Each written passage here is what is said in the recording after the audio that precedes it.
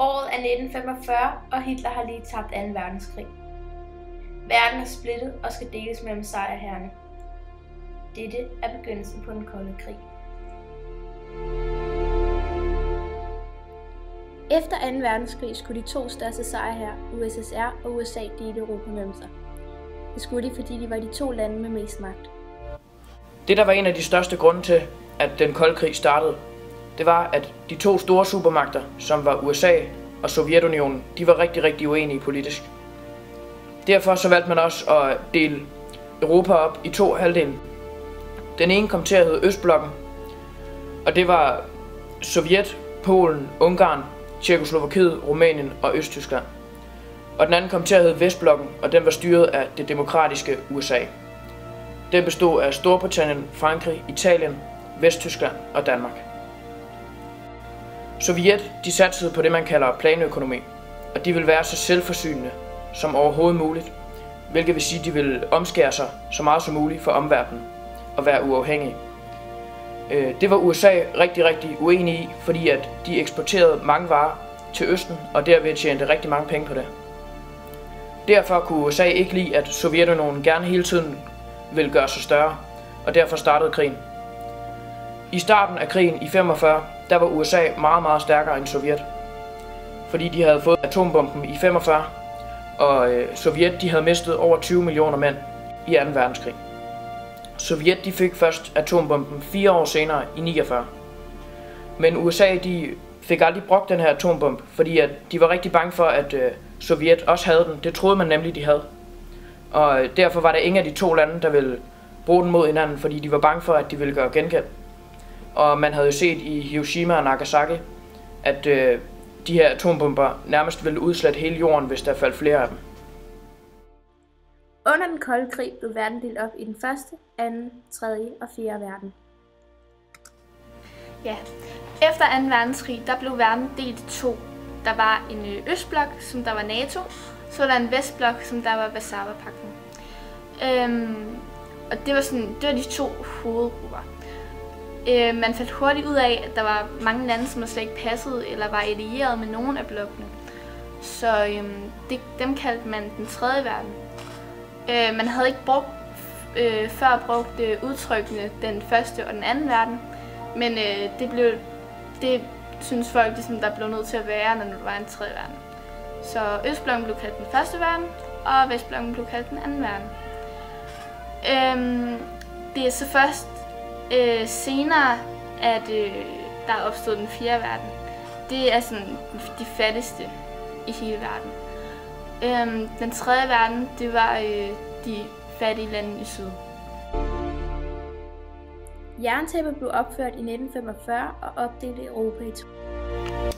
Jerntæppet, det var et slags hegn, der blev lavet for at markere opdelingen i Europa mellem de frie demokratier i vest og de kommunistiske stater under det sovjetiske diktatur i øst. Der er mange, der prøvede at flytte over det her jerntæppe her, men det kostede mange liv at komme over med livet i behold. Jerntæppet var sådan et område med pigtrådshegn, og der var landminer og forskellige slags militære køretøjer. Og betegnelsen jerntæppet, det blev første gang brugt af Winston Churchill i en tale den 5. marts 1946. Og jerntæppet faldt i 1989 ved murens fald. Danmark sagde nej til Amerikas ønske om at have fly i Danmark og opbevare atombomber til krigen. Dette gjorde de, fordi de ikke ville blive set som en trussel mod Sovjetunionen. Danmark tilsluttede NATO i 1949. Det indebar, at Danmark skulle have et stærkere militær, og værnepligten sat op til 18 måneder. Og mange flere unge mænd skulle være soldater. En del mænd meldte sig ind i hjemmeværnet, og deltog i skydetræning og militærøvelser. Og piger blev medlem af Lottekorpset, hvor de skulle støtte hæren med blandt andet at passe de sårede og lave mad til soldaterne. Samtidig begyndte Danmark at opruste sig til krig. Men selvom Danmark var medlem af NATO, forsøgte de så at holde sig passivt under krigen. Hvis der var udbrudt krig, havde Warszawapagten nogle planer for Europa. Disse planer kender man til i dag. Soldater fra især Østtyskland og Polen skulle gå i land i Danmark, dog først efter at have bekæmpet den danske flåde og smidt atombomber ud over Danmark, men det mest ud over Sjælland. Danmark og Tyskland hører til de lande, der vil være hårdest ramt. I 1992 blev der uddelt en pjece med titlen Hvis der kommer krig i det danske hjem. Den indeholder oplysning om et atomangreb, og som vil blive barslet med sirener og radioer.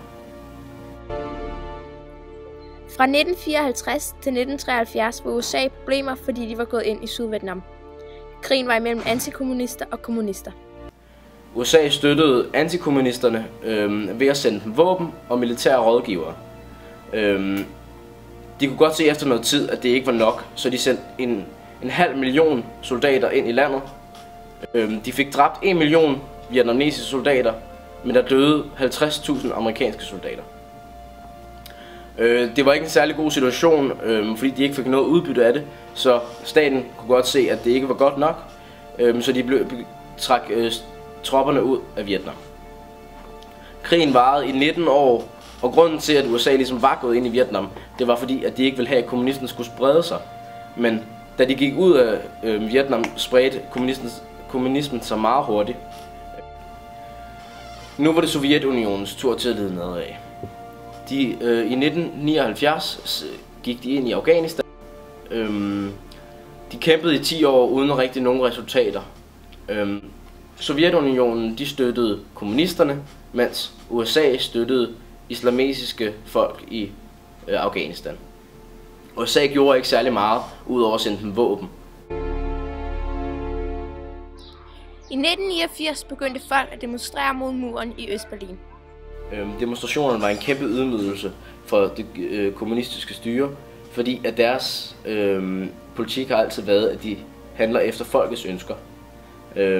Så nu var de nødt til at gøre noget. Folket blev ikke glade om tiden, så det kommunistiske styre sagde til folket, at det nu ville være i stand til at gå over grænsen ved specielle begivenheder.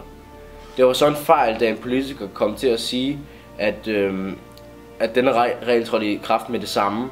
Så folket fra Østberlin valgfartede til Vestberlin. Da mange østberlinere var taget hen til Vestberlin, besluttede Østberlin sig for at åbne grænserne helt. Folket begyndte selv at rive muren ned efter noget tid. For denne handling kunne Østberlin ikke klare at holde deres økonomi mere.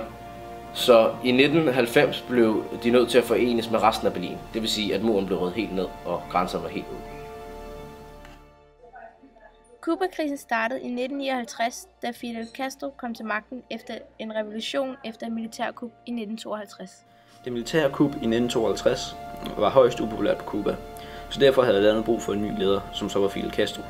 På det tidspunkt var USA og Cubas politiske forhold utrolig godt, da Cuba havde været en amerikansk stat under kolonitiden. Men da det mere højreorienterede USA ikke kunne lide, at Fidel Castro var mere venstreorienteret, valgte Det Hvide Hus i april 1961 at indsende en invasionsstyrke på 500 amerikanske eksilkubanere. Men denne invasion mislykkedes, da den nåede pressede Fidel Castro havde bedt om hjælp fra Sovjetunionen. Dette fik Cuba, fordi Sovjetunionen ville have en større indflydelse i Latinamerika, og ikke mindst på Cuba på grund af landets position 100 km syd for Florida. Efter den mislykkedes invasion af Cuba, valgte USA en lidt anden tilgang. De valgte at afbryde alle diplomatiske forbindelser til Cuba. Dette fik Fidel Castro til at frygte en ny invasion, hvilket fik ham til at søge endnu mere bistand fra Sovjetunionen. Sovjetunionen accepterede dette, og allerede i maj 1962 var 20.000 sovjetiske teknikere i gang med forberedelserne til opstilling af missiler med kapacitet nok til at nå alle de amerikanske stater. Det var først i august samme år, at et amerikansk spionfly spottede den sovjetiske base. Dette fik den daværende præsident John F. Kennedy til at iværksætte en flådeblokade, som skulle afskære Cuba og Sovjetunionen. De næste dage, den 16. oktober til og med den 27. oktober, er det, man betegner som Cuba-krisen. Det hele sluttede med, at den amerikanske præsident sagde ja til et forslag fra den sovjetiske diktator. Forslaget lød således, at Amerika aldrig ville invadere eller støtte invasioner af Cuba. Herefter ville USSR fjerne sine atombomber og missiler på Cuba. Den sovjetiske diktator, som var leder under Cuba-krisen, blev afsat i 1964, på grund af, at han fremstod som en svag leder efter Cuba-krisen.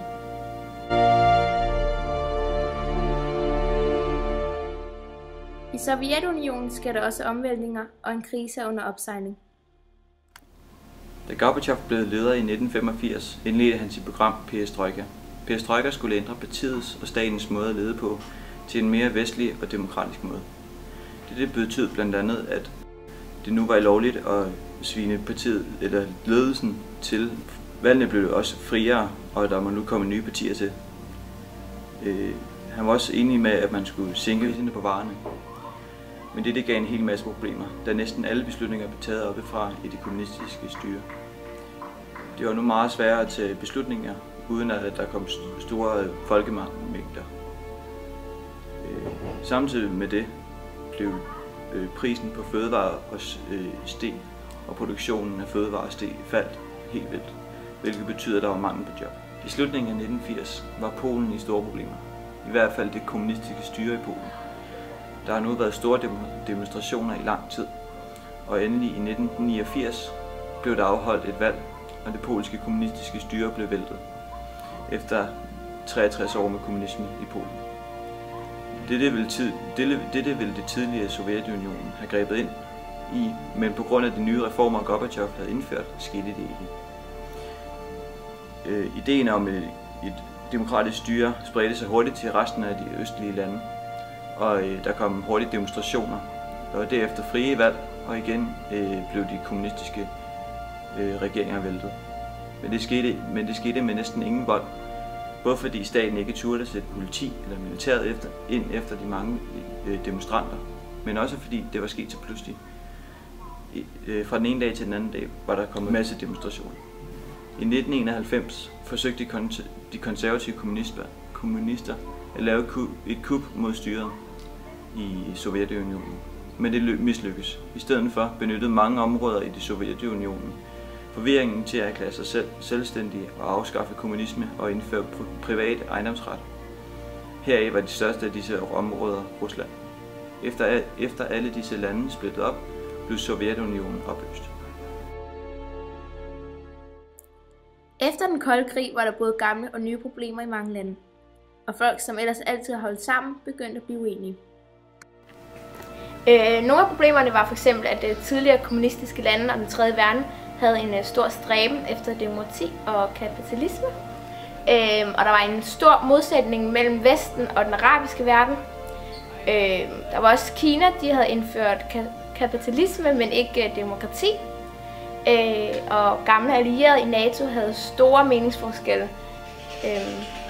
Og så en af de nyere problemer, det var, at etniske og nationale konflikter, de blussede op igen.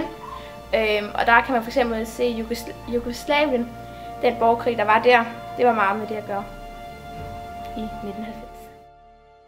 Opløsningen af Østlandene bød ikke kun på problemer, men også nye muligheder. Et af de nye muligheder var et europæisk sikkerhedssystem, som både favnede NATO og Warszawapagtlandene.